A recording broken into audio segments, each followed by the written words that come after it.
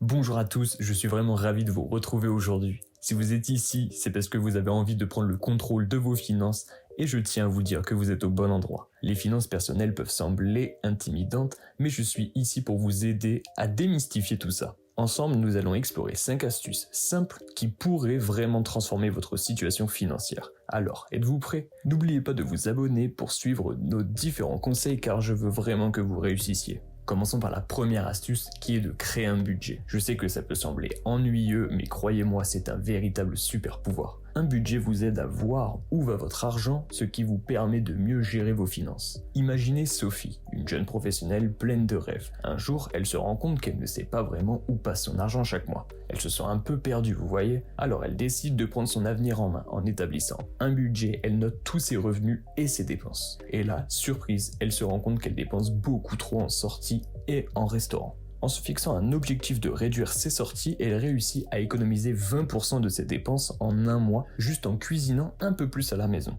Alors, que diriez-vous de faire comme Sophie? Voici quelques étapes simples pour vous lancer. Première étape, évaluez vos revenus. Totalisez vos salaires et autres revenus. Deuxième étape, listez vos dépenses. Notez vos dépenses fixes et variables. Troisième étape, fixez un montant pour l'épargne. Essayez de mettre de côté au moins 20% de vos revenus chaque mois. Quatrième étape, suivez et ajustez. Vérifiez votre budget chaque mois et ajustez-le en fonction de vos dépenses réelles. La deuxième astuce est tout aussi cruciale. Économisez pour un fonds d'urgence.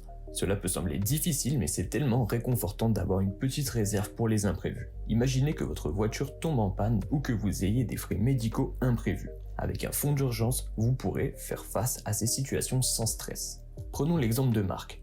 Un jour, il se retrouve face à une facture de réparation de voiture inattendue. Sans fonds d'urgence, il doit emprunter de l'argent à ses amis, ce qui est gênant. Après cela, il se promet de ne plus jamais revivre cette situation.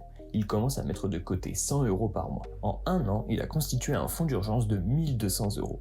Et quand une autre situation imprévue survient, il est prêt. Voici quelques conseils pratiques pour vous aider à créer votre propre fonds d'urgence.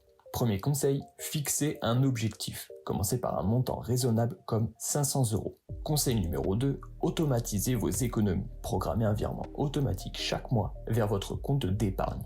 Conseil numéro 3, réévaluez régulièrement. Ajustez votre objectif en fonction de vos dépenses.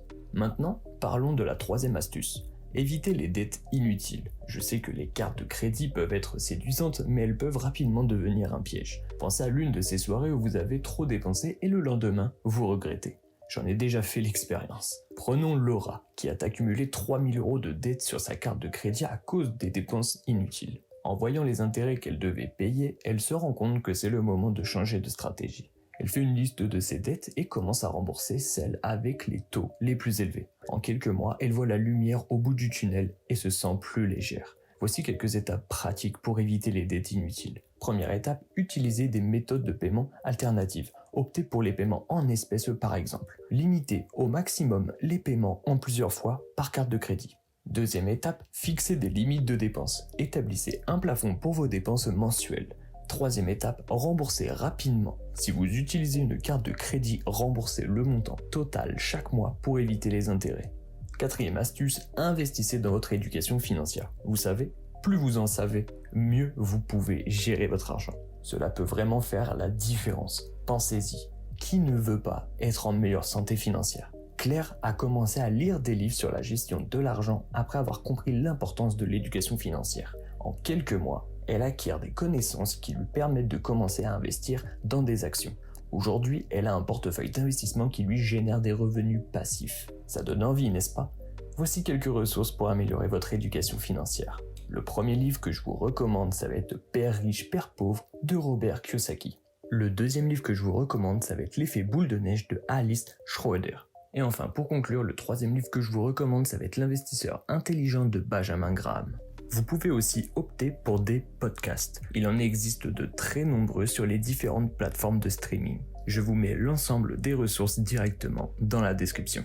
Et enfin, la cinquième astuce, fixez-vous des objectifs financiers. Avoir des rêves clairs, c'est tellement motivant. Que ce soit pour acheter une maison, économiser pour des vacances ou préparer votre retraite, ces objectifs vous donnent une direction. Regardons Paul, qui rêve d'acheter sa première maison. Il définit un objectif d'épargner 20 000 € pour son apport. En se fixant un plan sur 5 ans, il commence à mettre de côté 333 € par mois. Chaque fois qu'il fait un pas vers son objectif, il se sent plus motivé. Et quand il atteint son but, la satisfaction est immense. Voici quelques étapes pour fixer vos objectifs financiers. Première étape, définissez vos objectifs. Que voulez-vous accomplir ?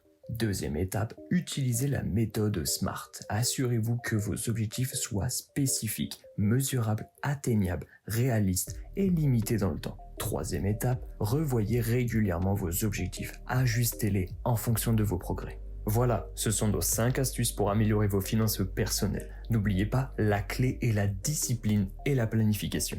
Si vous avez aimé cette vidéo, n'hésitez pas à vous abonner à notre chaîne pour d'autres conseils pratiques sur les finances. Et partagez dans les commentaires une astuce que vous appliquez déjà pour améliorer vos finances et racontez-nous un défi que vous rencontrez. J'aimerais vraiment connaître vos histoires et vos expériences. Merci d'avoir regardé cette vidéo et je vous dis à très bientôt. Ciao ciao.